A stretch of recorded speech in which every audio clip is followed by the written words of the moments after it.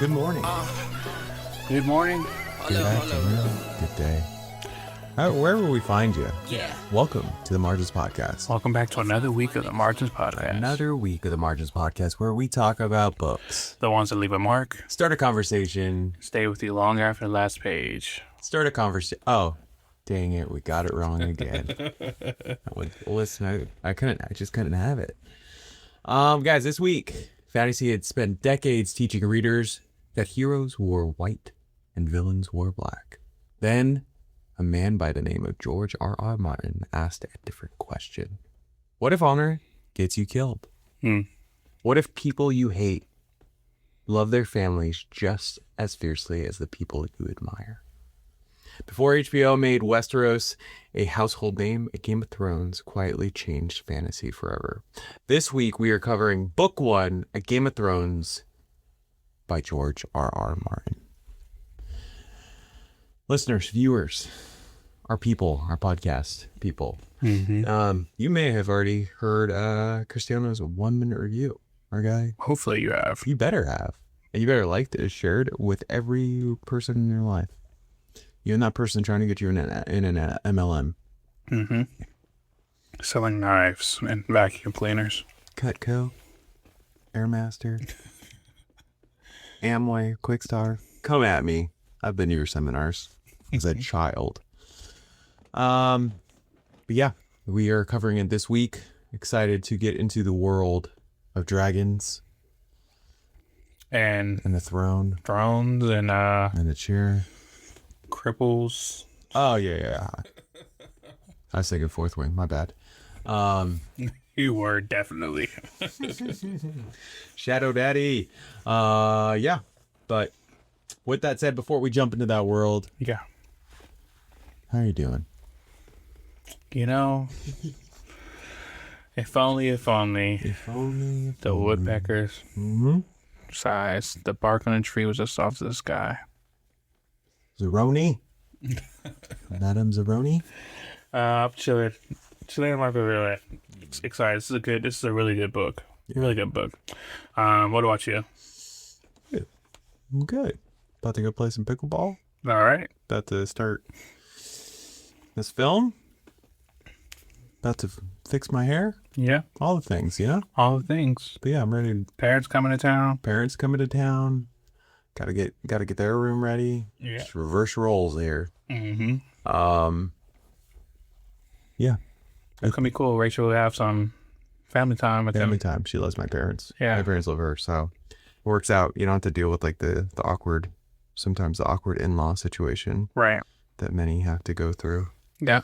So blessed in that sense. Amazing. Well, we didn't bring in wealth. We brought in family. Wealthy in love. Wealthy in love. In only that.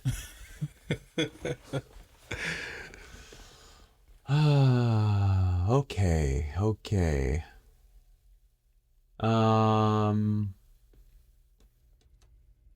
Quick question. Totally off the top of the head. Reader, Of course. viewers, don't look at my eyes while I'm. Has your favorite character changed with age? Like fantasy character Yeah. out of any book, or Yeah, just let's say any from book. Game of Thrones? No, let's say any book. We're going to talk enough about Game of Thrones. Okay. Oh yeah, of course. I guess so. Is there one that like sticks out that you're like, I used to think this character was so dope, and now I'm like, Nah, he sucks. yeah. Or Other way, you know, it doesn't have to be that. thought he sucked, and then I think it's cool. Yeah. That's tough. I think what changes more is that I get like a deeper understanding of the character rather than like how I feel about the character. I can't say that I feel differently about any of the characters because first impressions, they stick pretty solid, you know? I mean, we've talked about this before. Oh, actually, Dudley. When I was younger, I thought Dudley was a piece of shit. Yeah. And as I got older, I realized His parents are pieces. his parents are pieces of shit. And Dudley was actually the only person that was even engaging with Harry at all. True. That's true. So as if you guys never noticed, no one would have known it was Harry's birthday if Dudley didn't say anything. Yeah. That's true. Yeah. So I still hate that they took out those scenes. Yeah, it would have made it so much more They were impactful. just the single shots of those. I was just like, oh, I'm moved to Yeah. tears, and you wanted to take it out, Yep. but you left in the other stuff. Come on. Yep. Yep. I was gonna say we've also talked about at length 500 Days of Summer. For the longest time, I remember even thinking about that movie when I was a younger man, where I was just like, I was with Tom in that, which they say at the beginning, this is not a love story, No. and it's very clear with my frontal lobe fully developed. I'm like, oh, Tom was in the wrong. But when I first watched it, I was like, Summer ruined it. They had a great thing going, Anyway, let's do a little bit of that segment, the Margins Bulletin. Our favorite segment. Our favorite. Now, I did drop a little bit of a fourth wing in there because Rebecca Yaros, Okay. you watch your mouth, sends fans into theory mode. She ghosted us. She did. She's a busy person. Rebecca Yaros shared new writing updates while working on the Empyrean Book 4, posting black and white progress photos that immediately sent readers across BookTok, Instagram, and Reddit into detective mode. Every photo caption in tiny detail is being analyzed for clues about Violet Zayden and where the series is headed next. She changed her profile picture to black and white, and then this morning, about 3 hours ago now, she posted a picture of 4 books with black and white with The covers. yeah, but only the paper side. Like you're not seeing the actual binding. Yeah. We're just seeing, and it was with dragons printed on each of them, but it's showing 4 books. So, is it done? Does she have a general It sounds like it. length? Sounds like it, right? Sounds like it. Should I message her? Is this what you're doing when your team told us to fuck off? We're happy with that because we want her on the podcast at some point. Yes, of course. We would love to have you on our podcast. We'll keep asking. Don't worry. Yeah, I'll dig. But no, I'm excited because it peaked. The story peaked, and then now we're at this impasse. So So we're waiting. We're on a cliff. yeah, We're on a. is this the last one? I don't think so. I think they're going I did 5. more. I think they're going. I said that. I did what I did with Rachel, which is with my whole chest. I say something, and in the back of my mind, I'm like, I don't know. I have no idea. I have no idea. I just feel like you need certainty, so I'm gonna give you certainty. Yeah. I do not myself have it. Okay, Is it supposed to look like this? Absolutely, for sure. for sure. I want to go to the doctor. You're fine. So have fan theories become part of a reading experience, or do they create impossible expectations before a book is even Bro, I've released? seen both. Yeah, it's I heavy have on the seen both. And that goes for movies. That goes for, damn near every Marvel film that's come out. Yeah, and sometimes like the fanfare is so loud it becomes a part of the actual lore. It becomes Yeah. canon, right? Because I feel like No Way Home capitalized on that. Yeah, They did it right. yeah, Amazing situation with Spider-Man. But then you take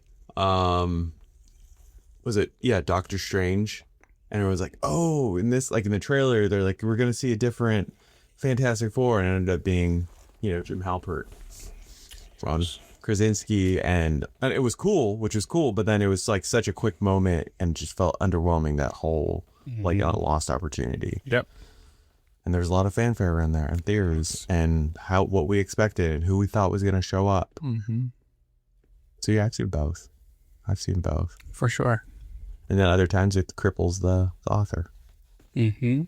So You want to jump into the book? yeah, let's jump into that book. Microsynopsis. Ugh, all these names, all of the names. Why do they have so many names? Yeah.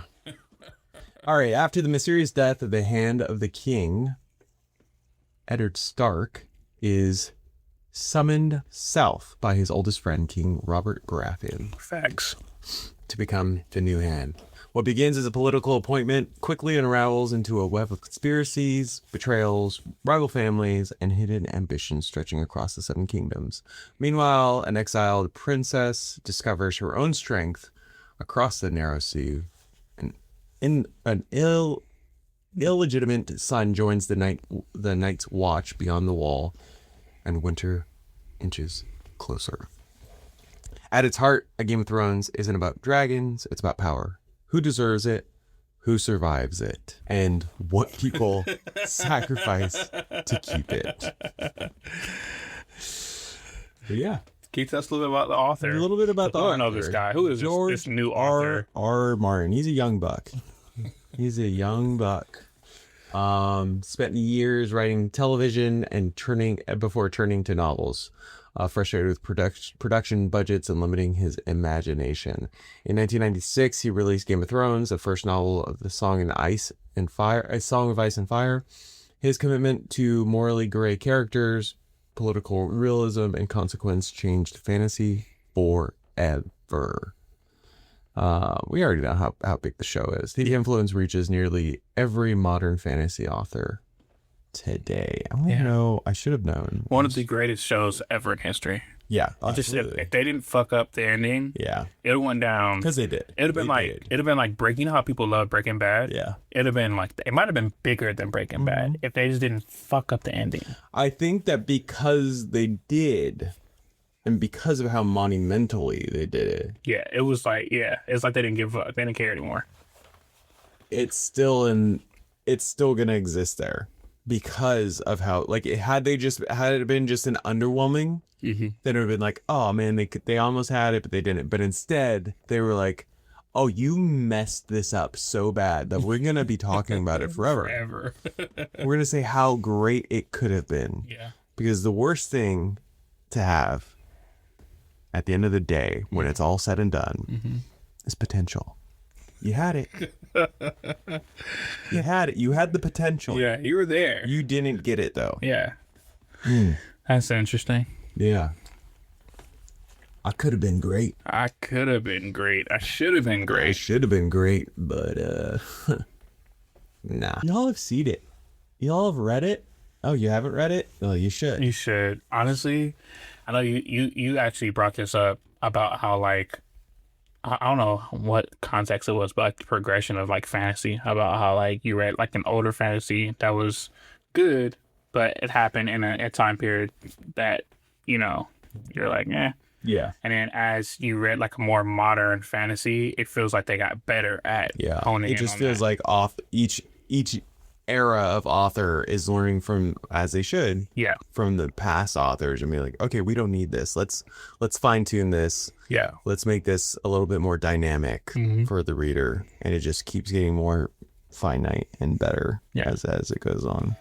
Like with this, I don't see it getting much better. Would you say best first book? Probably the best first book.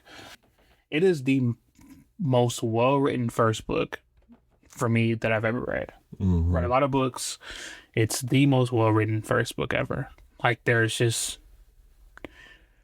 no negatives. It's like Lauryn Hill, the Miseducation of Lauryn Hill album. Right? It's a perfect 10. Misses. Yeah. No misses. There are no pacing problems. The fucking prose is excellent. The character development is excellent. The descriptions, the world that's built around you, I get it. Like, that's what I kept thinking about when I was reading. I was like, oh, I get it. I get the fanfare. Like, oh my God. Of course it had to be a fucking TV show. And of course they stuck to the source material to get people hooked, because it's insane. It's actually insane. And they stuck, I don't know a closer adaptation than the first book and the first season. I'm trying to think if there's anything that stuck closer to the source material than Game of Thrones. I don't know. The ones that I've seen have been from other book series. The one that crashed and burned, which I was really bummed out about. Yeah. The Wheel of Time. They had, because of how many books there were and everything, they started melding a lot of the the books together, like from the get, like, oh wait, that doesn't happen till book 2 or 3, and it's in the first season, and Yeah. so they really didn't find their footing until season 3, and by season 3 they didn't have the viewership or the support. They never say I got canceled. Yeah, it's hard when it's like a forever like loved series. Mm-hmm. I mean, not to again beat a dead horse or talk about the same topics we do, but Dungeon Crawler Carl, if the anticipation's there, Yeah. It has the potential to be great. Yeah. So guys, let's get into the 5R questions. Yeah. All right. Let's do rapid 5R questions. Because Trent's tired, guys. I don't know about you. If I could just talk about my sleep last. So first question. Very early in the story, Ned Stark discovers that doing the honorable thing rarely guarantees the right outcome. Throughout the novel, his greatest strengths slowly become his greatest vulnerabilities. When do our greatest virtues become our greatest weaknesses? Oh, it's when we surround ourselves with people that are shitty. Because the moment that you're in a situation where the right decision or the right choice is going to put you at fault, is going to have you with a bad consequence, whatever it may be. And that's with removing the fact that the right decision is to come clean about something that you did. That's obviously something else. But when it's, hey, guys, we're wrong in this, or this needs to be corrected, or hey, this person's wrong. Yeah. And everyone else turns and is like, kill him. Yeah, ostracized immediately. Yeah. Yeah. Then you've probably surrounded yourself with the wrong people. It's you in the series and the book, you hear it time and time again. They keep telling them like, you have too much honor. Yeah. Like everyone tells them this, like, bro, you have too much honor. Like it's great. We love you because we know this is you, but dog, you're making it hard for me. I'm trying. I'm trying. Because there's honor. I mean, there's honor in all things, but there's also, I think what they're trying to say, many of them, there's also realism. There's like what is actually going on in the world. Yes. And he's like, what do you call it? Like, not belligerently, but he's like, to a fault. To a fault. Mm-hmm. He's honorable to a fault, which honestly, I'm down for that. Yeah. I think that's his charm. And the moment that he stepped outside of that, he was no longer himself. Mm-hmm. He would no longer be Ned Stark. No. And he wouldn't feel deserved of all the, the things that he had with his family, running the North and stuff like that, etc. So, and a lot of times, even when he wanted to falter in his honor, what kept him straight and narrow was that he knows that his kids are watching them. And he was like, I can do this, but why? Like, fuck that. Like, I have to be the example. If it's gonna kill me, so be it. But I'll be the example for everyone else, not just his kids, like literally everyone else, because he was the hand, right, the head of the king, right? So it's his best friend. Yeah, best friend. They got you into this whole mess. Mm-hmm. All right, question 2. Every major family believes they're protecting the people they love. The Starks, Lannisters, the Targaryens, the Baratheons, all justify their actions through loyalty, even when that loyalty hurts innocent people. Yeah. When should loyalty to family give way to doing what you know is morally right? When you're old enough to live with the consequences. Yeah. Yeah. Honestly, you gotta be old enough to live with the consequences. Mm-hmm. And the moment that you are mature enough to do that, attaboy, Yeah. Attaboy. Agreed. Let's do question 3. Question number 3. One of Martin's great achievements is showing how children inherit conflicts they never created. Bran, Arya, Jon, Robb, Sansa, Daenerys all spend the novel paying for decisions made long before they were born. How much of our lives are shaped by choices we never made, and what responsibilities do we have to break those cycles? I would go further to say basically every young person you met in this book, all of them, the ones you hate, the ones you love. It's so funny because immediately I went like, well, Bran, obviously. And then you go through like, no, Art, John, Robb. Yeah, oh my gosh. Every single one of them have they could have their own feature film where it's just about what they had to go through. Yep. and it would be epic. It'd be dramatic. It would be engaging. But yeah. Yep. We've talked about this before. Well, how much of our lives are shaped by choices we never made, and what responsibility do we have to break those cycles? Yeah. We've been here before, guys. We've been here before. Yeah. If you see fit to go ahead and break that cycle, guy. If you see fit to, if you want to follow suit, no problem. That's just ride the wave. Pick a Stark kid and follow their path. Yeah. See how they fixed it. All right, question number 4. Very few characters ever possess complete information. Every chapter reveals another perspective, another secret, another misunderstanding. How different would our opinions of people become if we understood everything they were carrying before we judged them? My guy, the famous quote, you don't hate someone, you just don't know them well enough. Right. Yeah. Perspective is everything. I think that it does change so much. I think as I've gotten older too, there's opportunities to make sure your perspective is seen or is clear. Mm-hmm. And if you don't take those opportunities or you start saying like, I don't care if they know or not, that's where you start getting, there's then opportunity for people to misunderstand or hold grudges or see you in a different light. But again, you can't also tailor your life to making sure everyone because it's impossible to please everyone anyway. Yeah. So there has to be a conscious decision or effort to make that, or conscious decision to make that effort, and then to stop whenever you feel like, okay, I've done enough. Yeah. Like everything else is I can leave to their imagination, kind of thing. Especially because like you kind of don't get to choose how people feel about you, unfortunately. No. Like you can just be who you are, and hopefully people peg you somewhere similar to where you felt like you try to build that identity, but you kind of don't get to choose that. No, you don't. Final one? Yeah. The Iron Throne promises security, control, and legacy. Mm-hmm. Yet nearly every person pursuing it becomes more fearful, isolated, and suspicious with every step closer.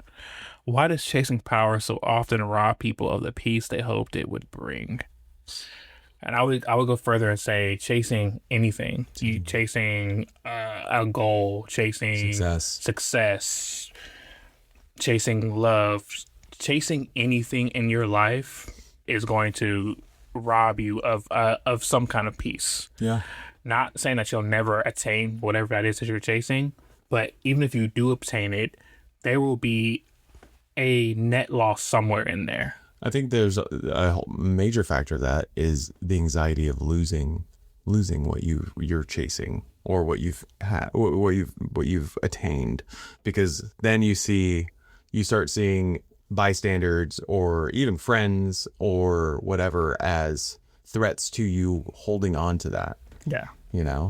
Where a lot of people will be like, oh, I can't go out anymore guys, I can't hang out because I gotta focus on this thing, and then the moment they're like, you can do one night, and you're like, oh, you don't get it. Mm-hmm. I'm on my, Yeah. And I'm not saying either one's right. I'm just saying that's one of the ways that your perspective can change.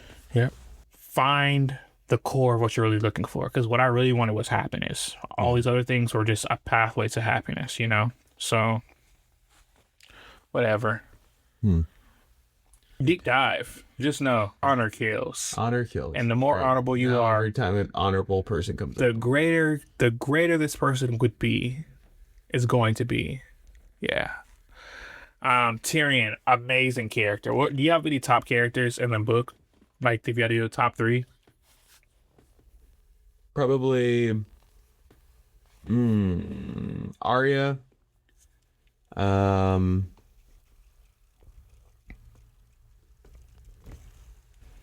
Tyrion would have been Tyrion's number one, then Arya, and then for the book itself, I would say Jon Snow. Yes. I'll probably kick Arya out, and I'll do Greyjoy. Theon? I think that also going back to what we said earlier about how each kid carries things from their past, right? Yeah. I think that he had one of the best storylines in Game of Thrones. Chip on his shoulder. Chip on his shoulder. Technically, he's a fucking slave. He's a prisoner. He's not a slave. He's a prisoner, right? Mm-hmm. He's a political prisoner. Defeated family. Mm-hmm. He's in better setting than Jon, but not really. I don't understand that, but so I would say Theon, Jon, and Tyrion. And Tyrion, number one, because he taught the broken people how to be whole. Mm-hmm. We all have bad lots in life, you know? It's not really about the lot in life that you get, it's how you play it, right? And so he helps out Jon, he helps out fucking everyone. Sansa, you name it. Tyrion has his hands in the pot of, like, he is probably one of the greater goods in the book, to be honest. All the honor and respect that we had for Ned died very early. Tyrion's actually the person that really put action to that honor. I kind of feel like the whole line, I like you see it in multiple films where it's like, I love you so much, I'll die for you. Will love me enough to live. Yeah. Stick or have that honor be that. Yeah. What else is honorable is being around for your family, for what's gonna happen to us. Guys, we've been rambling. Read the book. Read it. It's fucking good. Yeah.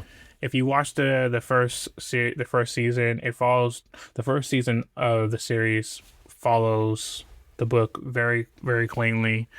But don't punk out. Read the book. Yeah, don't punk out. Read the book, and just look forward to those last 2 books. The last 2 books are keep looking for it, guys. Keep looking for it. Because is the next book the one that's coming out? Is it the last one? Nope. No. There's still one more after that. No. So, to be fair, it's so well written. Like, it's worth it. Yeah. It's worth it. Yeah. Yeah. And then you guys get to go watch all the other spinoff shows, which are decent. Don't spoil. Night of Seven Kingdoms is fucking Ash's epic. Yeah. All right, guys. Thanks for joining us for another episode of the Martyrs Podcast. Yeah. Like, subscribe, share, follow us, leave your wonderful comments, and we will get back to you. Oh, yeah. Send us some book recommendations. Yeah. I don't think we've asked for book recommendations in a while. But let us know. Let us know what you're reading so we can read. So, yeah. Hold up. Yeah, because we don't read enough. Yeah. A book a week is nothing. We got time. One time for my niggas, man. Yeah, all the time. All right, guys. Mama said there be days like this. Mama said there be days like this. Mama said there be days like this. Mama said there be days like this. Mama said there be days like this. Mama said there be days like this. I never knew I'd be days like this. Like making beats, I've been caught up in the loop. Gotta go inside just to find something true.